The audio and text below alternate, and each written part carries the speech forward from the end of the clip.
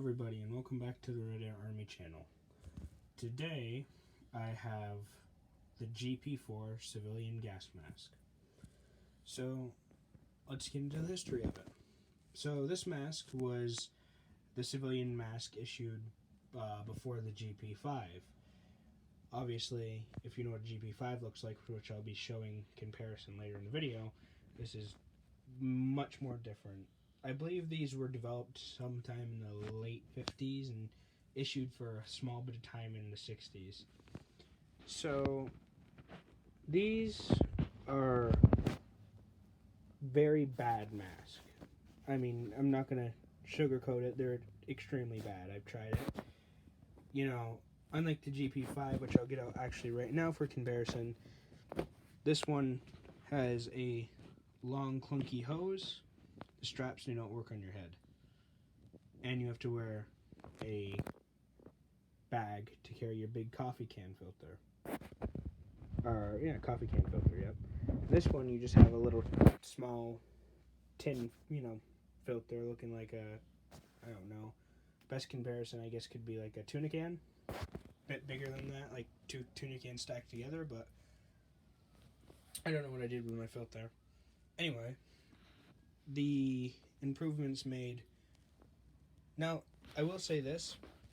No, it's not being a very good gas mask to wear, but the GP4 is better quality than the GP5. But the Russians, while they were cheap, especially during Soviet times, this mask, as you can see, is much more simple on the outtake, but also much more vulnerable and to breaking.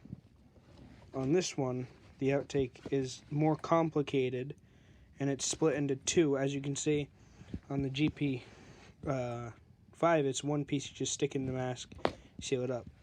And this one, yeah, it's one piece, but it's a two-part thing. It's just much clunkier and bigger. That's really just it's a more primitive form. Even though they were using GP5 style mask back in the 40s, of course they looked different. They looked more like this, more like these Polish masks with the long snout. But that's for another video. So these are very clunky mask, period. I don't know. I'll just let you guys have a look at it. As you can see, we have a big breathing tube thing, and there's no Tissot tubes. And if you don't know what Tissot tubes are, they are, see those little things up by the lenses? See that and that? Those are so it defogs your mask. These get very foggy easily. So there was an improvement there. So they were pretty much the gist of it is they were improved versions, cheaper, and that's it. So this, I believe, I know this is the size here. It's 3Y. That means thin. This is the serial number, and this is the year. So this was 1980, and it's just the size on there. This one is a size 2, and on the older ones they did not put years, but this is 22. So it's a very early one made.